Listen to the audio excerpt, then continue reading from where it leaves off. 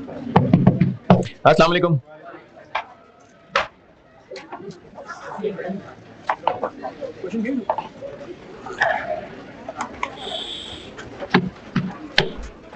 दुरूद शरीफ पढ़ लें।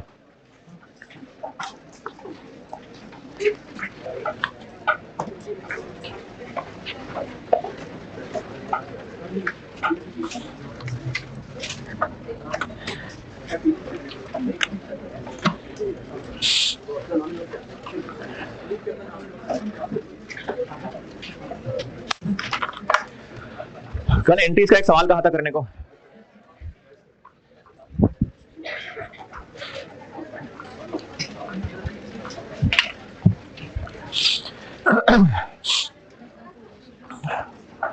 कहा तो था, इसका तो आंसर यस ही बनता है, करना भी था। इसका भी आंसर यस बनता है, करना तो था, किया भी होगा। मसले भी होंगे, नहीं किया नहीं।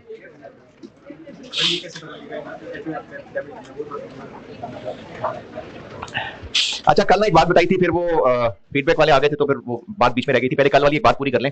कल मैंने आपको नॉर्मल लॉस और एबनॉर्मल लॉस बताया था, और ये मैं बात बता रहा हूं रॉ मटेरियल और फिनिश गुड्स दोनों के स्टोर की। जो स्टोर में पड़ी हुई चीजें हैं वो अगर खराब हो जाती हैं, टूट जाती हैं, और ये खराबी नॉर्मल हैंडलिंग की वजह से है, जो भी नॉर्मल रूटीन प्रोसीजर है, तो इसको नॉर्मल लॉस कहते हैं। और अगर इसके अलावा कुछ है, जैसे कोई हादसा है, कोई हमारी नाअहली है, तो उसको एबनॉर्मल लॉस कहते हैं।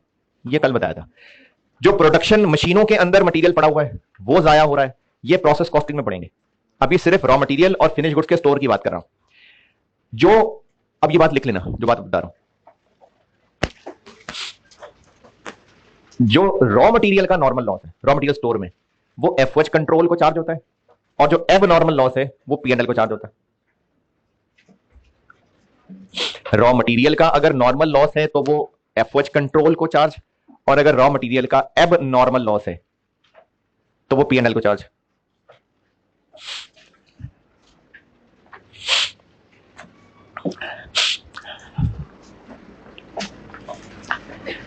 फिनिश गुड्स का अगर नॉर्मल लॉस है, फिनिश गुड्स का जो स्टोर है, तो वो कॉस्ट ऑफ सेल्स को चार्ज होता है। फिनिश गुड्स का जो फिनिश गुड्स का नॉर्मल लॉस है वो कॉस्ट ऑफ सेल को चार्ज होता है, और जो एब नॉर्मल लॉस है वो पीएनएल को ही होता है। सारा दोबारा, फिनिश गुड्स का जो नॉर्मल लॉस है वो कॉस्ट ऑफ सेल्स को चार्ज होता है। कॉस्ट ऑफ सेल्स एक एक्सपेंस है, बल्कि यहां कल भी एक बच्चे ने क्लास के बाद पूछा था, कॉस्ट ऑफ सेल्स एक्सपेंस है। जब हम गुड्स बेच देते हैं तो कैश डेबिट सेल्स क्रेडिट, क्योंकि इनकम हो रही है, और वो गुड्स बिक गई तो पहले खरीदा था तो उनको एसेट कहा था, अब बिक गई तो अब वो एक्सपेंस है, तो इसलिए कॉस्ट ऑफ सेल्स डेबिट और इन्वेंटरी क्रेडिट करते हैं। अच्छा, बता मैं रहा था कि फिनिश गुड्स का अगर नॉर्मल लॉस है तो वो कॉस्ट ऑफ सेल्स को चार्ज होता है, और अगर एब नॉर्मल लॉस है तो वो पीएनएल को, profit and loss. Profit loss को चार्ज होने से मुराद है ग्रॉस प्रॉफिट के नीचे जो ऑपरेटिंग एक्सपेंसेस होते हैं ना, वहां।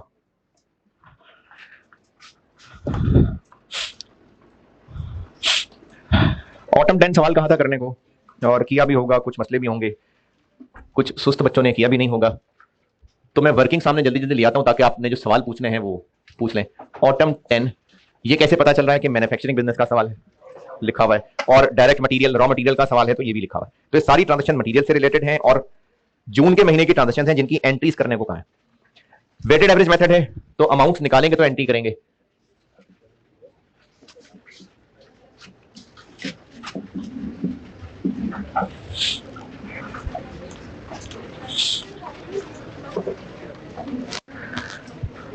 सबसे पहले 1 जून को ओपनिंग बैलेंस आ गया 1 लाख यूनिट्स, 80 का 1 और 8 मिलियन। फिर क्या हुआ, 5 तारीख को हो गई परचेजेस 150,000, 85 पे 12,000, और इसके बाद स्टॉक अपडेट कर लें तो ये बन गया 250, 83, बस 83, 20,750। फिर इसके बाद इशू टू प्रोडक्शन, और प्रोडक्शन को इशू है तो स्टोर से निकलेगी किस तारीख को, 6 तारीख को हो गया इशू, स्टोर से होगा आउट 150,000, इसी रेट पे 14, 12450 तो स्टॉक अपडेट होके पहुंच गया 1,00,000।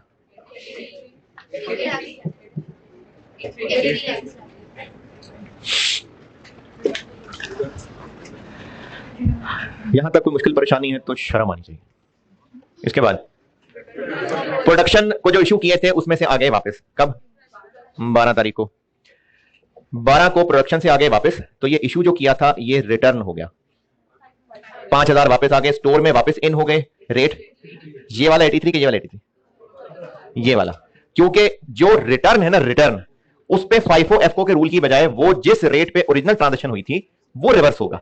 उसके अलावा जितने भी स्टोर से आउट हैं वो फिर FIFO और FCO के रूल्स के मुताबिक होंगे। कितना बना? 415,000। ये स्टोर में वापस आ गए और स्टोर का बैलेंस बन गया 105। 83 वाले 8715,000। फिर इसके बाद परचेज हो गई, 15 जून को हो गई परचेज 150,000। 88.1 वाले 13215,000।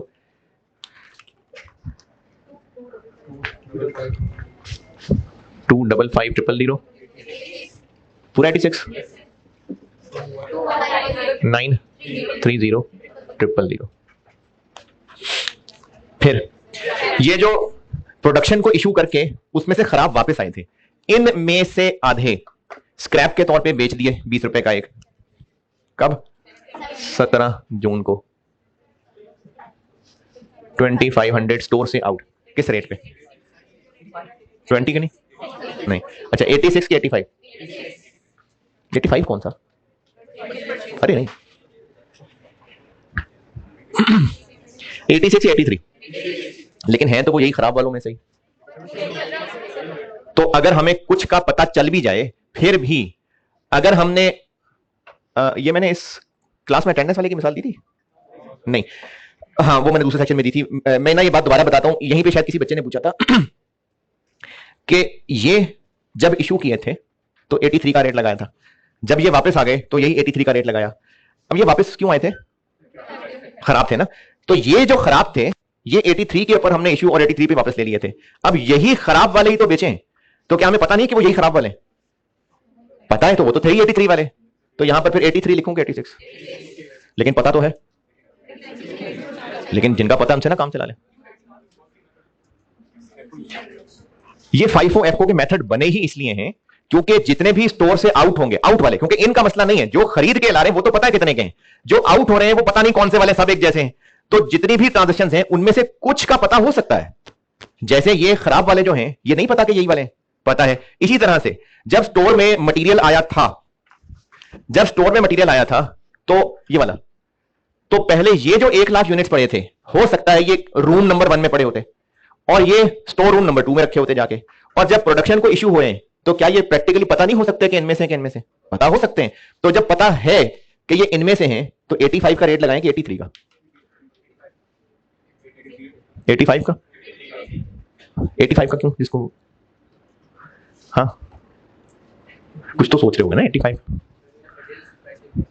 हाँ इसीलिए ना बात मैं दोबारा बता रहा हूं कि कुछ इश्यूज ऐसे हैं जिनमें पता हो सकता है कि ये कौन से वाले, बेशक चीजें देखने में एक जैसी हैं तो कुछ कुछ हो सकते हैं ना जो पता हो, लेकिन अगर हमने ऐसे पिक एंड चूज करना शुरू कर दिया तो सिस्टम नहीं चलेगा।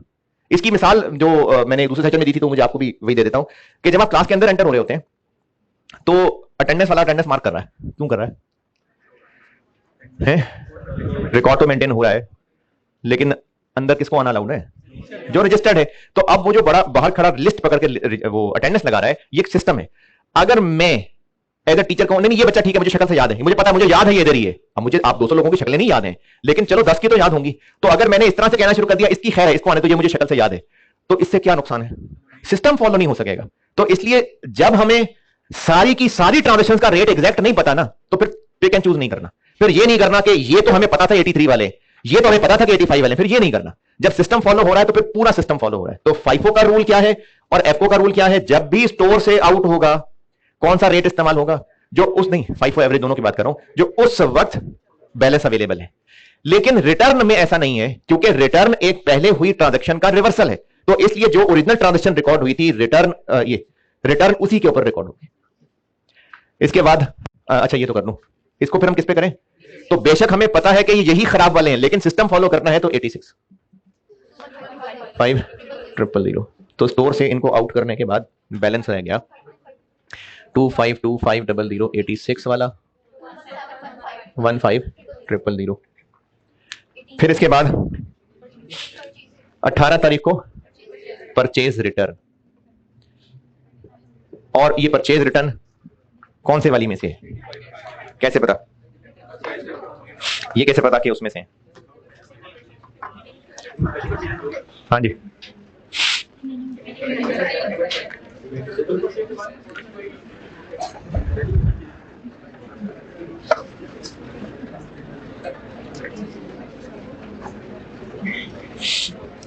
जी मैंने पूछा ये कैसे पता कि 85 वाली रिटर्न हुई है या 88 वाली?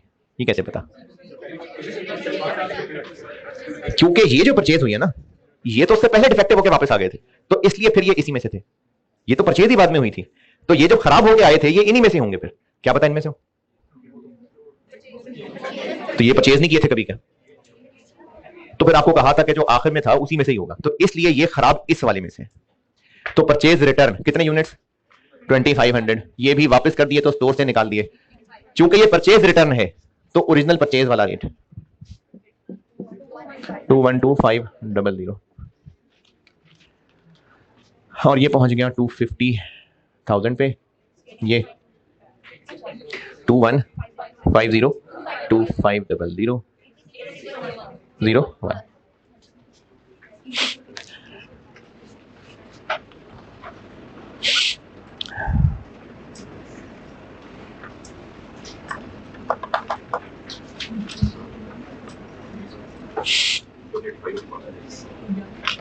आपको क्या लगता है कौन सा रेट लगना चाहिए?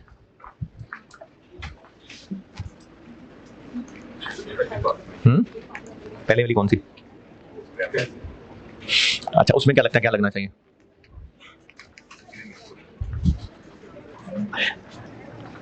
फिर भी कुछ तो लग रहा होगा ना कि कौन सा रेट लगना चाहिए। मैंने सिर्फ ये पूछा है कि आपको लग रहा है कि 86 का रेट नहीं लगना चाहिए, फिर कौन सा लगना चाहिए? है? कुछ तो लगना चाहिए ना।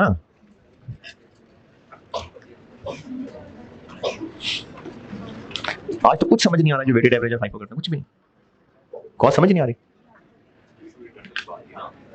मैं तो रिटर्न पूछ ही नहीं रहा, मैं तो सिर्फ ये पूछ रहा हूँ कि वो स्क्रैप सेल में 86 क्यों आया ये बताओ। तो यही तो पूछ रहा हूँ कि 86 क्यों आया, नहीं पता तो फिर 86 की जगह क्या आना चाहिए था?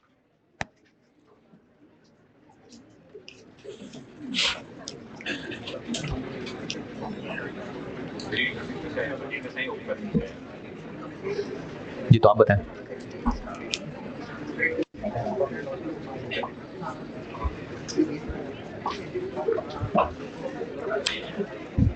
घर जाके ना उसको अच्छी तरह दोबारा पढ़ना, पिछले सारे नोट्स दोबारा देखना, और मुझे कल बताना कि 86 क्यों आया था। यहां तक अच्छा, आपकी ना जिंदगी बड़ी मसरूफ है, आपको और भी बहुत सारे काम होते हैं, लेकिन अगर आप पढ़ाई कर रहे हैं ना, और अगर आपको लगता है कि कॉस्ट मुश्किल है और वो करनी है, तो बेटे रोज का रोज पढ़ के आएंगे तो अगली क्लास समझ आएंगे। अगर वैसे मुंह उठा के बैठ जाया करेंगे तो फिर मैक्सिमम 1-2 क्लासेस तक तो पिछली क्लास याद होगी, उसके बाद सब भूल जाएंगे, फिर मिक्स होंगी चीजें। तो घर पढ़ा करें, पढ़ के आया करें। नहीं पढ़ेंगे घर जाके तो सब मिक्स होगा, कुछ भी याद नहीं रहेगा। किसी को कुछ समझ नहीं आ रहा है? 18 जून के आगे, अरे वाह 18 के आगे 19, जबरदस्त। क्या हो क्या रहा है 19 जून? इशू टू प्रोडक्शन 19 जून को इशू हो गई 5000। ये जो इशू हुए हैं इसके बारे में कहा हुआ है कि वो जो प्रोडक्शन वालों ने 5000 वापस भेजे थे, तो हमने उसकी जगह पर अब उनको दोबारा भेज दिए, तो ये इस रिटर्न का रिटर्न हो गया? नहीं, अब ये बस दोबारा इशू है, और दोबारा इशू है तो सिस्टम के मुताबिक यही जो स्टॉक में रेट लग रहा है यही चलेगा। सिस्टम के मुताबिक क्या कह रहा हूं मैं, फाइफो और वेटेड एवरेज ये कॉस्ट अकाउंटिंग, ये अपना इन्वेंटरी की कॉस्ट कैलकुलेट करने के तरीके हैं ना, तो उसमें जब भी स्टोर से चीजें आउट होंगी तो दोनों के लिए रेट कौन सा लगेगा उनपे, जो उस वक्त स्टॉक में अवेलेबल है, यही कह रहा हूं सिस्टम। तो इसमें जब इशू हो रहा है तो उस वक्त स्टॉक में ये रेट चल रहा है, इसलिए यही वाला रेट लगेगा। कितना 430050। ये स्टोर से आउट होने के बाद रह गया 24586.01 2107 2450।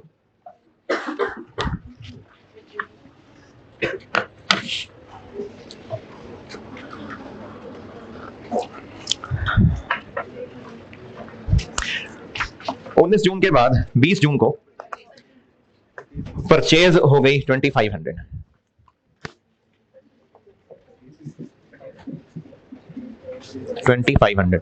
इस रेट पे क्यों 85? तो उससे क्या हुआ? मैं तो कह रहा था कि ये भी तो रिप्लेसमेंट ही थी, तो इसमें मैंने वो वाला रेट क्यों नहीं लगाया? यहां पर 85, तो 85 का रेट क्यों लगा दिया? क्योंकि वो इसी वाले की रिप्लेसमेंट है। तो फिर यही एतराज तो बनना चाहिए स्टूडेंट का कि ये कौन से वाले हैं, ये भी तो इसी की रिप्लेसमेंट ही थी।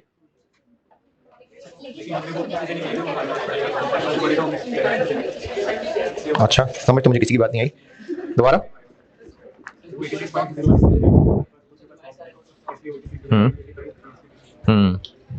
आप क्या कह रहे हैं?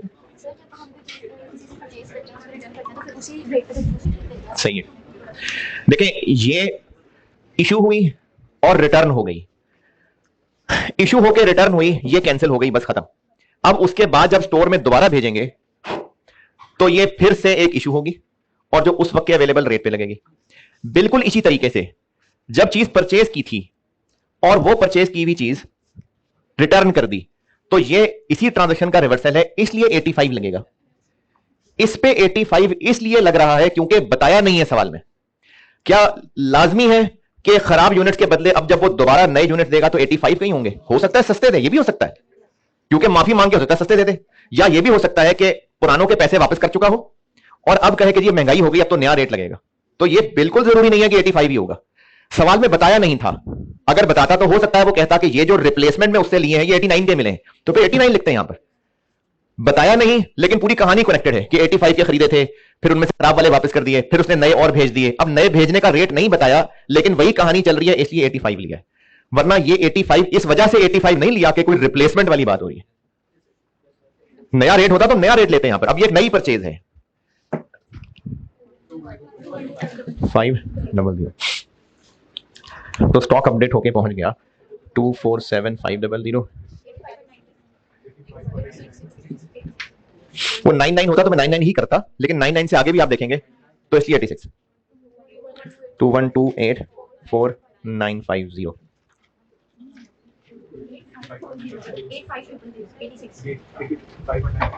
इससे खैर है, ऊपर से प्लस कर लेना, वो थोड़ा सा राउंडिंग ऑफ का फर्क आ गया ना, वरना इधर से प्लस करें तो ये बनता है। फिर इसके बाद क्या हुआ? 21 जून को 150,000 यूनिट्स इशू हो गए। 150,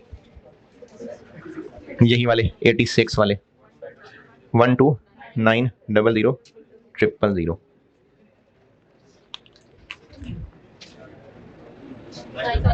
97500, 86 वाले 8384950।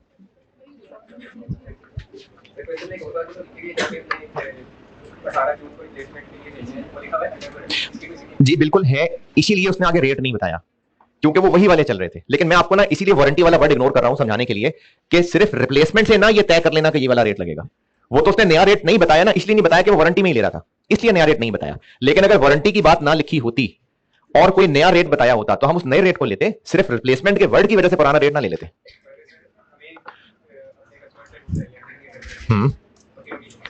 हाँ, ये सवाल का बड़ा मुंतजर रहा मैं पिछले सवाल में भी। चलो अच्छा है आपने पूछ लिया, इसको पूरा कर लो फिर जवाब देता हूं। बिल्कुल, पॉइंट नंबर 10 तक। Point 10। Point number 11, year and पे फिजिकल काउंट हुआ और 500 हैं जिनकी एनआरवी कम करनी है, एनआरवी राइट डाउन करना है, और 4000 हैं जो ले गया होगा चोर फिर। तो 30 जून को शॉर्टेज हो गई। शॉर्टेज कह लें, गुड्स लॉस्ट कह लें, मटेरियल लॉस्ट कह लें, कितनी? 4086 वाला 344000।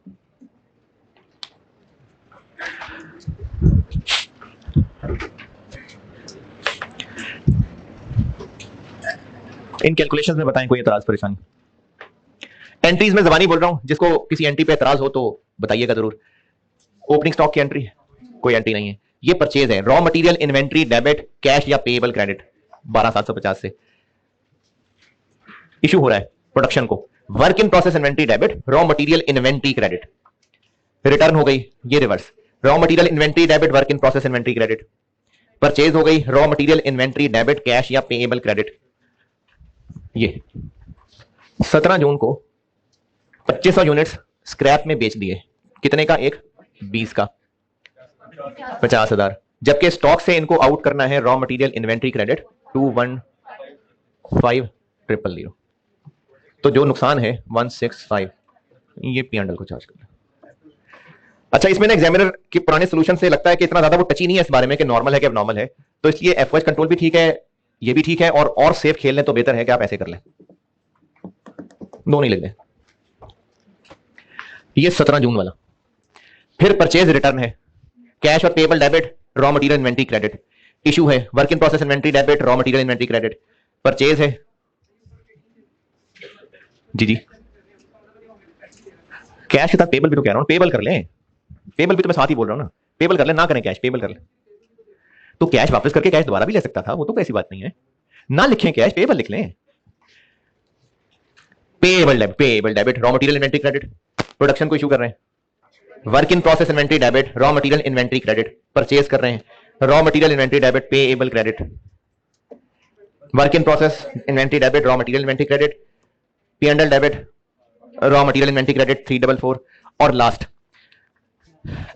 अगर कॉस्ट 86 है, ये बल्कि मैंने अपडेट नहीं किया था, 93500, तो ये जो स्टॉक में पड़े रह गए हैं, ये एनआरबी की एडजस्टमेंट कब करनी होती है? ईयर एंड पे, हर रोज नहीं करनी होती, ये है ही क्लोजिंग स्टॉक के लिए। तो ईयर एंड के ऊपर जो इन्वेंट्री में 500 यूनिट थे, उनकी कॉस्ट ये है, जबकि एनआरबी 30 है। अगर एनआरबी कॉस्ट से ज्यादा होती तो किसी एडजस्टमेंट की जरूरत नहीं थी। एनआरबी कम है तो हमें इसको 86 से 30 पर लाने के लिए राइट डाउन करना पड़ेगा। कितने से? 56। 86 से 30 का डिफरेंस 56। उस 56 से 500 यूनिट्स को 28,000 एफओएच कंट्रोल डेबिट और रॉ मटेरियल इन्वेंट्री क्रेडिट। ये था जी ऑटम 10।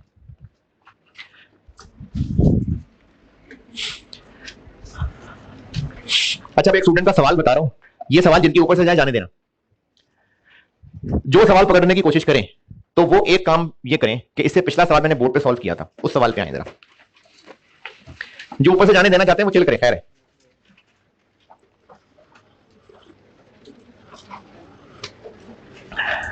पिछले सवाल के टेबल पे जो स्प्रिंग 21 किया था। अच्छा, अब 3 चीजें आइडेंटिफाई कर रहा हूं। ये इनमें से जो खराब थे वो वापस कर दिए, और फिर सप्लायर ने हमें दोबारा दे दिए। इस पे 85, यही वाला 85 क्यों लगाया? क्योंकि परचेज का रिटर्न उसकी रिवर्सल है। इस पे 85 क्यों लगाया?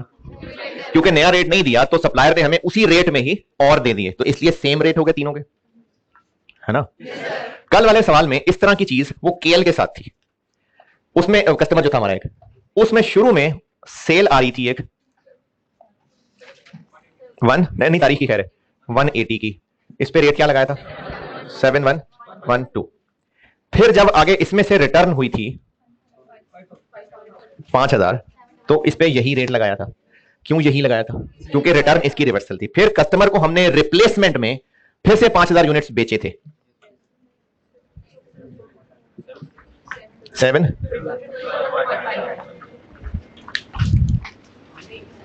सवाल समझ आया क्या?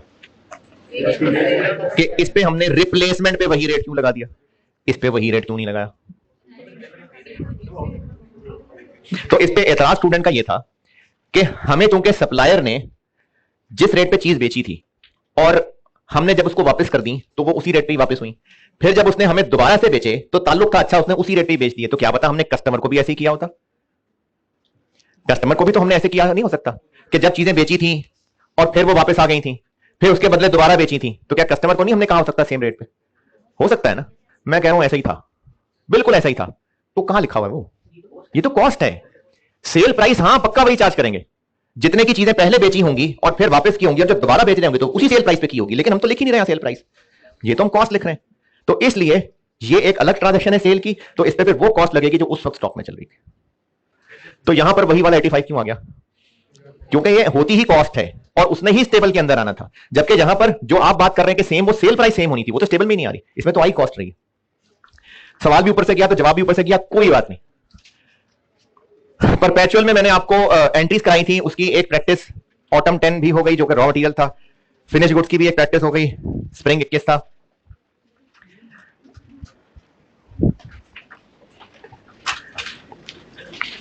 अच्छा, मैंने इस सेक्शन में वो थोड़ा हौसले वाली बात की थी कि मेरी अप्रोच सीधी पास पेपर से टक्कर लेना है, हजार सवाल 100 सवाल नहीं करा था मैं, है नहीं, सीढ़ियां 2-2 स्टेप चढ़ना। चलें, आपकी आज बारी। कुछ बच्चों की ना परेशानी होती है कि सर आप और सवाल दें, हम और सवाल करना चाहते हैं, ये कम है और प्रैक्टिस करनी है, या सीधा सीधा पास पेपर पे जब चले जाते हैं तो उससे पहले हम छोटी छोटी कैलकुलेशंस को 50 सवाल तो करें फिर पास पेपर पे चलें। हो सकता है ऐसा कुछ बच्चे सोचते हो। 3 साल है हमारे पास कॉस्ट पढ़ने का? नहीं भाई, 4 महीने हैं। तो जो आप एक एक छोटी छोटी कैलकुलेशन पे अगर 50 सवाल करना चाहते हैं तो फिर ये फाइनल एग्जाम लेवल के नहीं पहुंच सकेंगे सवाल। बचपन में सब बच्चों ने हरकतें की होती हैं, सीढ़ियां चढ़ते हुए एक एक स्टेप चढ़ रहे होते हैं, 2-2 3-3 चढ़ रहे होते हैं ना, तो वो जो 2-2 3-3 स्टेप चढ़ने शुरू हो जाते हैं उनके मसल्स भी फिर अकॉर्डिंगली डेवलप होते हैं। जो एक एक सीढ़ी चढ़ेगा उसकी भी मसल्स अकॉर्डिंगली डेवलप होंगे। तो आप बहुत थोड़ी थोड़ी कैलकुलेशंस करके चलते जाए, चलते फिर बहुत टाइम चाहिए फाइनल तक, क्योंकि आईकेएफ का एग्जाम लेवल ऊंचा है बहुत, वहां तक पहुंचने के लिए बहुत लंबा सफर है। या मैं आपको शुरू से ट्रेन ही इस तरह से करूं कि हम 2-2 स्टेप्स लें, तो इसलिए मैं कॉन्सेप्ट सिखा के खुद छोटी छोटी कैलकुलेशंस करा के सीधी लड़ाई करवाता ही आपके पास पेपर से सवालों से हूं। तो मेरी अप्रोच इसलिए ये है, और उसकी रीजन मैं आपको बता रहा हूं कि अगर आप बहुत सारे सवाल करेंगे ना तो अभी आप एनर्जेटिक हैं, अभी बाकी कोर्सेज का प्रेशर कम है, अभी आप एक चैप्टर में तो कर लेंगे, उसके बाद आपसे नहीं होने, वो सवाल इकट्ठे होते जाएंगे और उसका एक नफसियाती प्रेशर ये पड़ेगा कि 200 सवाल मेरे करने वाले रहते हैं, मेरे से हो ही नहीं रहे हैं, तो इसलिए मैं इतने सवाल नहीं, इतनी सी किताबें मेरी, इतनी सी मोटी किताबें नहीं है, मैं कम सवाल देने का कायल हूं ताकि जो हूं कहें तो सही, इतने सारे सवाल इकट्ठे कर लें, प्रेशर के अलावा कुछ नहीं मिलेगा उसमें। तो इसलिए मुझे ग्रुप में भी कुछ बच्चों ने कहा था कि आप और प्रैक्टिस क्वेश्चन दें, तो मैं नहीं मुनासिब समझता, मैं आपको सीधा पास पेपर्स पे ले जाता हूं। ट्रेडिंग बिजनेस की फिनिश गुड्स डन, मैन्युफैक्चरिंग का रॉ मटेरियल डन। हाँ, इसमें कुछ समझ नहीं आ रहा तो जरूर पूछें, प्रोवाइडर के घर पढ़ते भी हूं। यहां तक बताएं, सवाल में कुछ पूछना है जी? क्या क्या? क्योंकि एनआरवी राइट डाउन जो है ना, वो एक बिजनेस के लिए बहुत रूटीन काम है। स्टोर में जब चीजें रखते हैं ना तो ये होता ही होता है कि शेल्फ के अंदर नीचे पड़ी हुई चीजें वहीं की वहीं रह जाती हैं, कुछ सेम आ जाती है, कोई, ये बहुत रूटीन होता है। तो इसलिए एनआरवी का राइट डाउन एक नॉर्मल चीज समझा जाता है, इसलिए कॉस्ट ऑफ सेल में डेबिट करते हैं।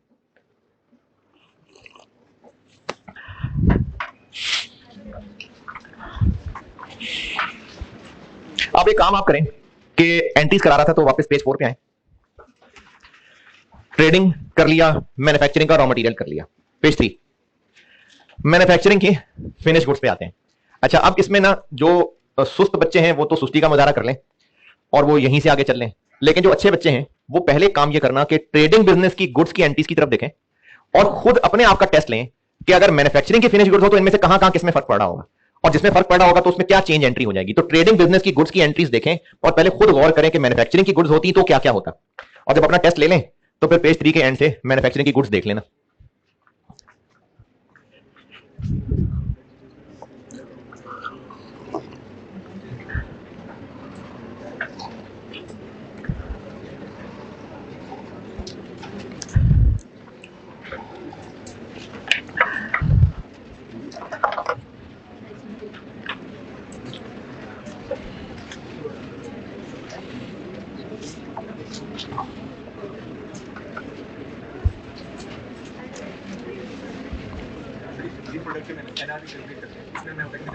जी, तो एनआरवी 0।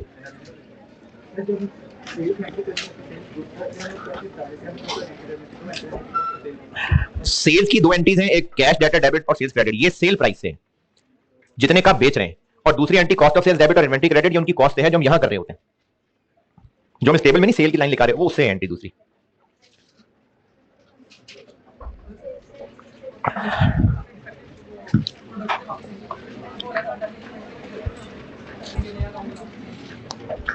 हाँ, कर सकते थे कि यहीं से उसको निकाल दे, कर सकते हैं, लेकिन चूंकि सवालों में ऐसा हो नहीं रहा तो इसलिए बेहतर कैसे ही चले जी। अगर पढ़ लिया तो सिर्फ एक फर्क पड़ेगा कि ट्रेडिंग बिजनेस में गुड्स खरीद के आ रही थी, यहां पर बना के ला रहे हैं, तो खरीद के ला रहे थे तो कैश या पेबल क्रेडिट हो रहा था, बना के ला रहे हैं तो मशीनों से निकल के आ रहा है, तो work in process inventory credit होगा, बाकी बिल्कुल वही। और वहां परचेज और परचेज रिटर्न भी थी, यहां बन के आई हुई और वापस रिटर्न नहीं, बन के आई भी तो वापस नहीं जाएंगी ना, तो इसलिए वो परचेज रिटर्न की तरह की कोई चीज नहीं है यहां। उसके अलावा बाकी देखें बिल्कुल सेम है, क्योंकि है तो फिनिश गुड थी, तो ये बाकी सब बिल्कुल वही है। चलें एक इसका भी कराता हूं सवाल, और ये चैप्टर ऑलमोस्ट खत्म ही है, कल मैं एक एरर वाला सवाल कराऊंगा, बस बहुत है फिर।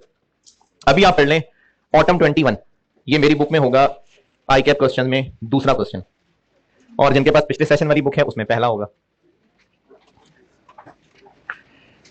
पेज 10 पे क्वेश्चन 2 ऑटम 2021 सेप्टेम्बर का सवाल है।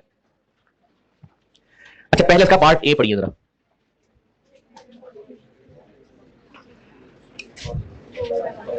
तो अंग्रेजी लिखनी है ना, तो कॉस्ट के पेपर में अंग्रेजी के सवाल भी आ जाते होते हैं, लेकिन वो सारे रट्टे वाले नहीं होते, थोड़े से होते हैं रट्टे वाले, वो मैं आपको साथ साथ चैप्टर में बताया करूंगा, बाकी कॉन्सेप्चुअल होते हैं। पार्ट ए में उन्होंने पूछा ये कि कुछ 4 मिसालें बता दें कि जब एनआरवी कॉस्ट से कम होगी, कम यहां तो ज्यादा लिखा, कॉस्ट ज्यादा होगी यानी एनआरवी कम होगी, तो क्या हो सकता है ऐसा? चीजें डैमेज हो गई हैं और ऑब्सोलीट हो गई, आउटडेटेड हो गई, और मार्केट में प्राइसेस गिर गई हैं तो सेल प्राइसेस वजह से कम हो गई, और कॉस्ट टू सेल बढ़ गई है तो भी हो सकता है एनआरवी कम होना, कोई कंपेटिटर ने नया प्रोडक्ट लॉन्च कर दिया इसलिए प्राइसेस कम हो गई हैं, तो इकोनॉमिक कंडीशंस अफेक्ट हो गई हैं, तो बिल्कुल यही जवाब है इसका। पार्ट बी पढ़ ले, मैं करता हूं जी जी जी बिल्कुल।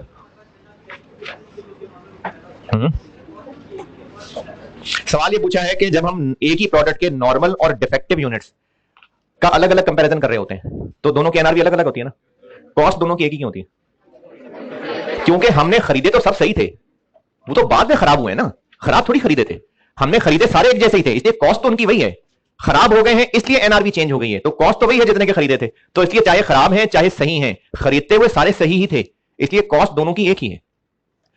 किधर गया? ठीक है, सवाल का पार्ट बी पढ़ लें, करता हूं।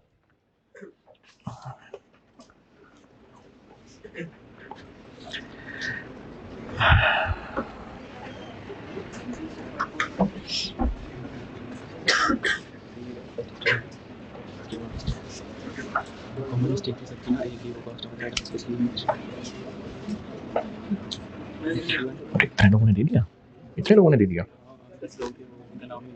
अच्छा यार इतने सारे लोगों ने टेस्ट दे दिया, अरे वाह, क्या जूस भी दे रहे थे साथ? अच्छा चलिए शाबाश भाई, खैर आसान सा था, शुरू शुरू का सवाल कराया था इसलिए मैंने आसान से बनाया था, इसमें सबको एक ही मसला होगा कि अदर आइटम्स कौन सी हैं, तो वो सवाल दोबारा पढ़ेंगे तो पता चल जाएगा। उस सवाल में इन्वेंट्री की टोटल कॉस्ट दी हुई थी और उनमें से कुछ आइटम्स का जिक्र था, वो एबीसी मुकम्मल आइटम नहीं थी, उनमें से कुछ एबीसी थी, तो बाकी भी तो थी ना,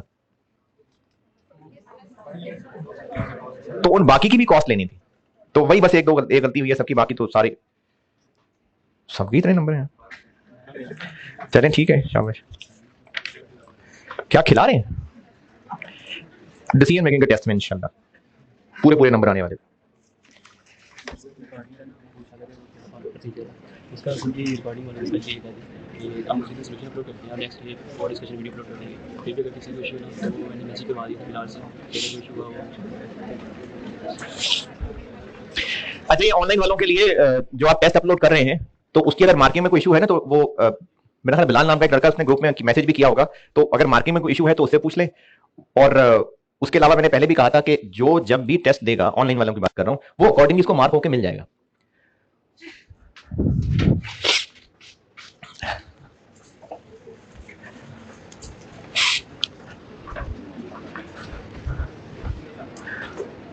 बोर्ड में मिटा दूंगा, सवाल कहां है पढ़ने को?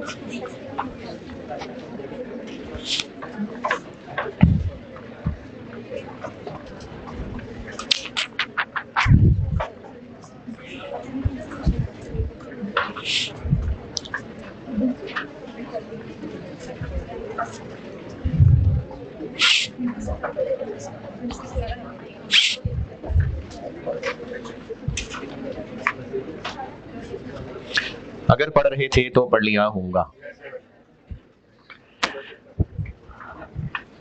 इसकी रिक्वायरमेंट पहले 2, बेशक 3 नंबर है लेकिन सारी मेहनत उसी की है। रिक्वायरमेंट 2, 30 जून 21 की adjusted value of inventory. Adjusted का वर्ड इसलिए है क्योंकि हो सकता है कोई एरर भी हो, तो वैल्यू ऑफ इन्वेंट्री। अब वैल्यू ऑफ इन्वेंट्री के तो पहले भी इतने सवाल किए हैं, तो सवाल सॉल्व करने का डाटा अगर आप देखें तो वैसे सही है। A B C D 4 products हैं, कुछ डिफेक्टिव यूनिट्स भी हैं। तो वैल्यू ऑफ इन्वेंट्री निकालनी है 30 जून 21 की। क्या क्या करना है? 4 प्रोडक्ट्स हैं, चारों को अलग अलग कर लेते हैं, कॉस्ट और एनआरवी, बस ये है सवाल। तो पार्ट 1 इसका जो है ना एंट्री, वो मैं बाद में कराऊंगा, पहले ही हम वैल्यू निकालते हैं। तो चारों प्रोडक्ट्स हैं और क्लोजिंग स्टॉक की वैल्यू निकालते हैं। बी का 2 कर रहा हूं पहले भी ऐसे ही करते थे। तो प्रोडक्ट ए के क्लोजिंग स्टॉक में यूनिट्स कितने हैं?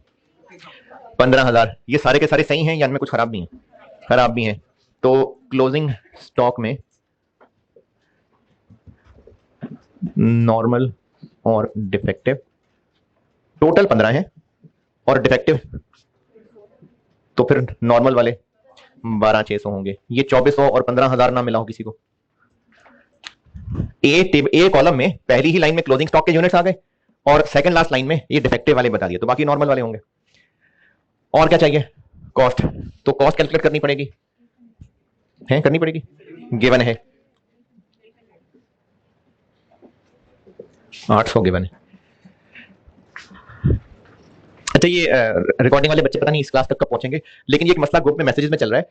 मैंने आपको जब एनआरवी और कॉस्ट कंपैरिजन कहा था, तो जितने क्लोजिंग स्टॉक में यूनिट्स हैं उनकी टोटल कॉस्ट को टोटल एनआरवी से कंपेयर करना था। वेटेड एवरेज में पर यूनिट के कंपैरिजन से भी काम क्यों चल गया था?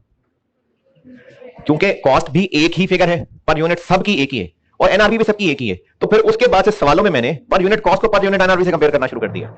लेकिन अगर FIFO मेथड होता और क्लोजिंग स्टॉक के कुछ यूनिट्स पे कोई और रेट और कुछ पे कोई और रेट होता, तो फिर यकीनन मैं टोटल कॉस्ट को टोटल एनआरवी से कंपेयर किया करता। उसके बाद से सवालों में आ ही नहीं रहा है ऐसा, सब में कॉस्ट होती ही पर यूनिट सारे यूनिट्स की सेम है। तो मैं इसलिए कंपैरिजन में पर यूनिट कॉस्ट को ही एनआरवी से कंपेयर कर लेता हूं। एनआरवी, अच्छा कॉस्ट तो दी है, तो फिर मसला क्या है? एनआरवी की इसमें अच्छी टेस्टिंग थी, क्योंकि इसमें डिफेक्टिव यूनिट्स भी हैं, तो हमें नॉर्मल के लिए एनआरवी अलग निकालनी पड़ेगी और डिफेक्टिव के लिए अलग। नॉर्मल वाले की बात करते हैं। रिटेल प्राइस सेल प्राइस को कहते हैं, रिटेल प्राइस सेल प्राइस ही है।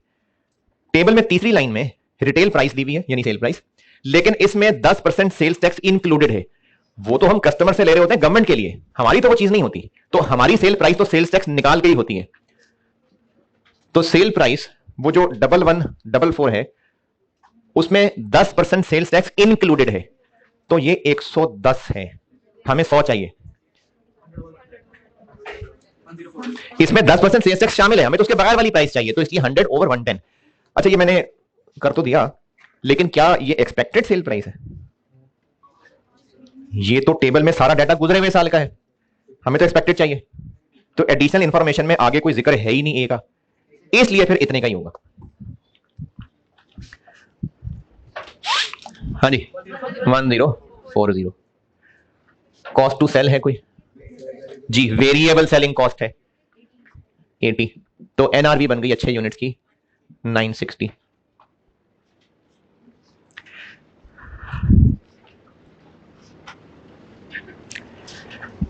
डिफेक्टिव के लिए, अच्छा जो लोग साथ साथ नोट कर रहे होते हैं ना फौरन, ये वाली चीज अभी नोट ना करना, जब कहूंगा तो फिर अभी ना नोट करना। डिफेक्टिव यूनिट्स सस्ते बेचेंगे, कितने के बेच लेंगे? 60%। तो 1040 का 60% कितना? 624। Cost to sell 80। Cost to repair भी है कोई?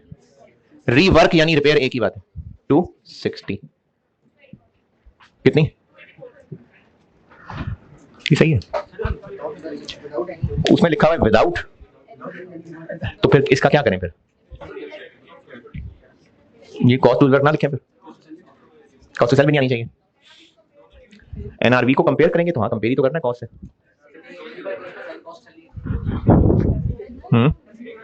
अच्छा, अगर कॉस्ट टू रीवर्क है तो इसका मतलब हम इसको ठीक कर लेंगे, तो जब ठीक कर ही लेंगे तो फिर इतने का क्यों बेचेंगे? तो फिर ये गलत है। नहीं, 624 भी गलत है। एडिशनल इंफॉर्मेशन के सेकंड बुलेट पॉइंट का मतलब है कि अगर हम डिफेक्टिव यूनिट्स बेचें तो नॉर्मल सेल प्राइस के 60% पे बेच लेंगे, कोई खर्चा किए बगैर, यानी एज इट इज। लेकिन टेबल में सेकंड लास्ट लाइन आइटम नहीं, लास्ट लाइन आइटम से यह पता चल रहा है कि हम डिफेक्टिव का इलाज भी करा सकते हैं। तो अगर इलाज करा सकते हैं तो इलाज कराने के बाद फिर वो नॉर्मल बन जाएगा। तो अब हमारे पास बेचने के हो गए दो रास्ते, और हमें एनआरवी लेनी पड़ेगी उन दोनों में से हायर। तो एक रास्ता हो जाएगा, आप लिख लेना, एक रास्ता हो जाएगा कि हम इसको सेल कर दें एज डिफेक्टिव, तो ये है, खर्चा कोई होना नहीं है, तो यही कॉस्ट टू सेल, यही एनआरवी हो गई। और एक ऑप्शन है कि हम इसको रिपेयर करने के बाद बेचें। अगर रिपेयर करने के बाद बेचा तो चूंकि रीवर्क हो जाएगा तो बिल्कुल ठीक हो जाएगा, तो बिल्कुल ठीक होगा तो कितने का बिकेगा? ये इतने का। तो सेल प्राइस हो जाएगी 1040, और चूंकि ठीक करने पे खर्चा आएगा तो कॉस्ट टू रीवर्क 260, और बेचेंगे तो कॉस्ट टू सेल भी आएगी 8700। अब इसमें से और इसमें से जो हायर है वो एनआरवी है 700। अगर एक से ज्यादा ऑप्शंस अवेलेबल हो बेचने की तो उनमें से हायर वाले को हम लोग एनआरवी कहते हैं। नहीं लिखा हुआ है ना कि कॉस्ट टू सेल इनकर किए बगैर, रीवर्क इनकर किए बगैर हम बेच सकते हैं। हो सकता है कस्टमर को ले जाओ उठा के यहां से। टेबल की लास्ट लाइन और एडिशनल इंफॉर्मेशन का सेकंड बुलेट पॉइंट, उससे ये सारी कहानी जनरेट की है मैंने। अंग्रेजी पढ़ के देख लें, अगर किसी बात पे मुतमिन नहीं है बेटे तो पूछा करें। ये मैंने सेकंड बुलेट पॉइंट और टेबल की लास्ट लाइन से कहानी बनाई है सारी।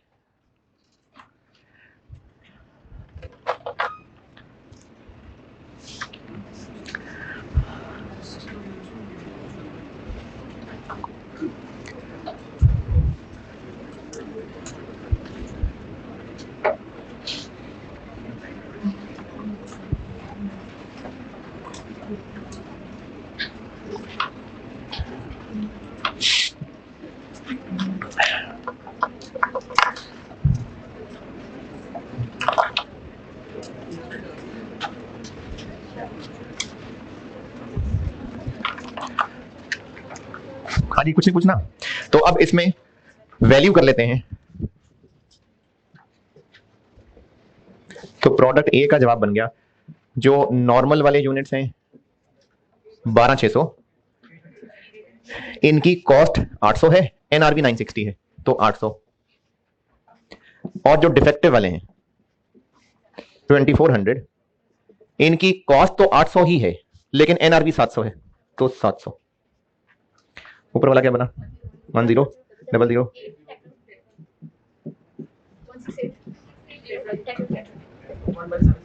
117600000।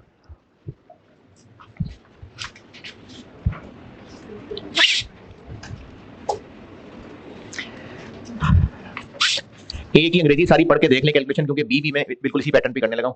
तो ए में कोई चीज पूछनी है तो पूछ लें।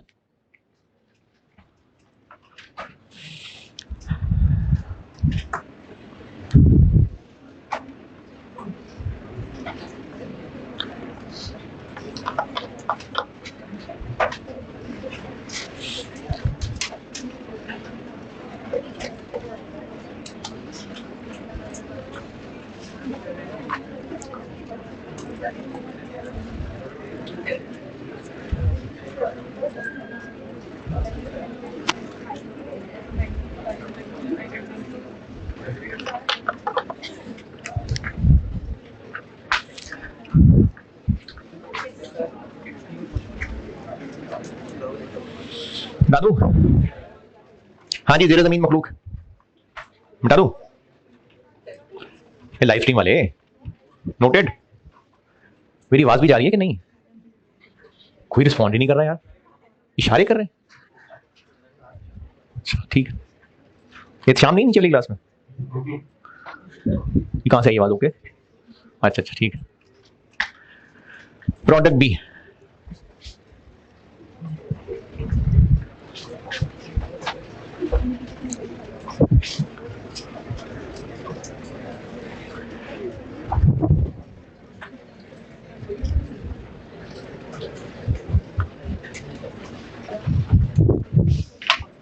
प्रोडक्ट बी सेम पैटर्न है। प्रोडक्ट बी के भी क्लोजिंग स्टॉक के टेबल में पहली ही लाइन में यूनिट दिए हुए 25, सेकंड लास्ट लाइन में डिफेक्टिव दिए हुए, तो बाकी हो गए नॉर्मल।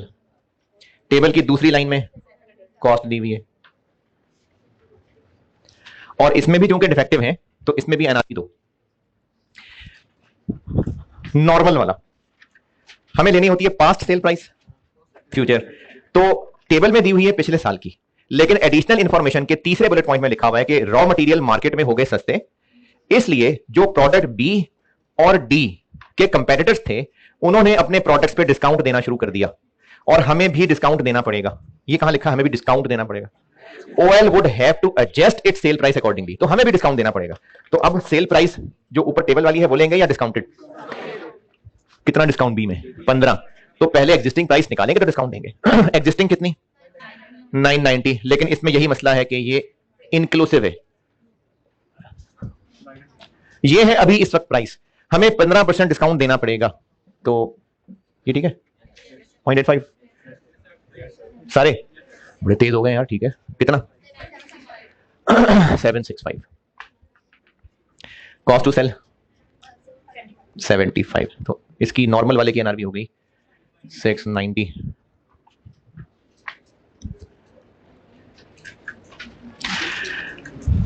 ये जो सेकंड बुलेट पॉइंट है एडिशनल इंफॉर्मेशन का, ये लिखा हुआ है सिर्फ प्रोडक्ट ए की बात हो रही है, तो फिर बी पे भी यही वाला पॉइंट लगेगा। क्या यही वाला? कि अगर हम इसको एज इट इज बेचना चाहें तो नॉर्मल जो करंट प्राइस है उसके 60% पे। किसके 60% पे? 765 के 900। हाँ जी, तो वो तो करंट लिखा हुआ था। हाँ, ये जो करंट लिखा हुआ है ना, वो उसने अंग्रेजी तो चलो करंट कह दिया, लेकिन वो ये कहना चाह रहा है कि जो भी उस वक्त प्रिवेलिंग प्राइस होती है उसके 60%। तो जब प्रोडक्ट बी ही सस्ता हो जाएगा तो खराब वाला भी तो अकॉर्डिंगली सस्ता होगा, तो इसलिए इसका 60%। 459, और अगर ठीक करके बेचें तो 765 का बेच लेंगे, लेकिन ठीक करने में 320 लगेंगे और बेचने में 75 लगेंगे। 370, तो ये ज्यादा बेहतर है, तो 459।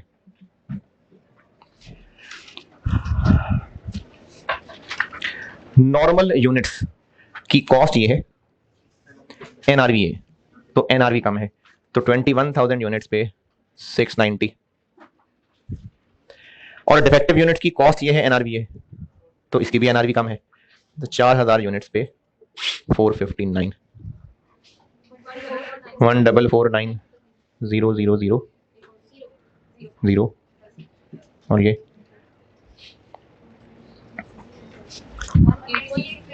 36000 632600।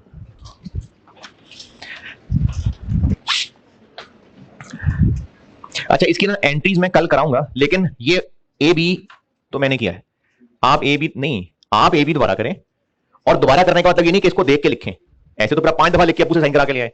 सॉल्व दोबारा करें, ए और बी करें दोबारा और सी और डी करें सॉल्व, ये वैल्यू निकाल के लाइएगा। एंट्रीज मैं बताऊंगा। हाँ, एक अंग्रेजी का किसी को मसला हो सकता है वो बता देता हूं। पहला bullet point, during physical inventory count of product C, यानी जब प्रोडक्ट सी फिजिकली गिना, a discrepancy of 900 units was observed. Discrepancy, कमी, शॉर्ट नहीं, खराब नहीं, गायब, शॉर्टेज। तो अगर यहीं तक फुल स्टॉप लग जाता तो नहीं लगता यहां, क्योंकि वो एंट्रीज नहीं करवाना चाह रहा, इसलिए आगे कहानी होती। जब इन्वेस्टिगेशन की तो पता चला कि हुआ असल में यह था कि कस्टमर को बेचे तो 5600 थे, लेकिन उनको लिखते हुए 6500 लिख लिया। यानी वेटेड एवरेज मेथड जब इन्वेंट्री कार्ड बन रहा होगा तो उसमें सेल की लाइन के सामने 5600 आउट करना था, 6500 कर दिया, तो उससे क्या हुआ? क्लोजिंग स्टॉक कम आ गया। तो वो जो आपको टेबल में 5000 दिया हुआ है उसको 5900 करना पड़ेगा। चले वैल्यू निकालिएगा। एंट्री मैं इसकी कल कराऊंगा, और कल बस बहुत है चैप्टर खत्म। ठीक है, अल्लाह हाफिज।